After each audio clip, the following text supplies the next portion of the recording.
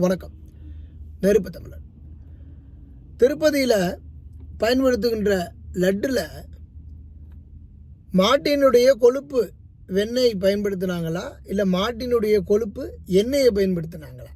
என்னப்பா பயன்படுத்தி உருட்டினாங்க? இப்போ 600 பேர் இந்த லட்டு உருட்டும் பணியில் ஈடுபட்டுக்கிட்டு இருக்கிறாங்க. இந்த 600 பேர் உருட்டிய லட்டும் மாமிச லட்டு.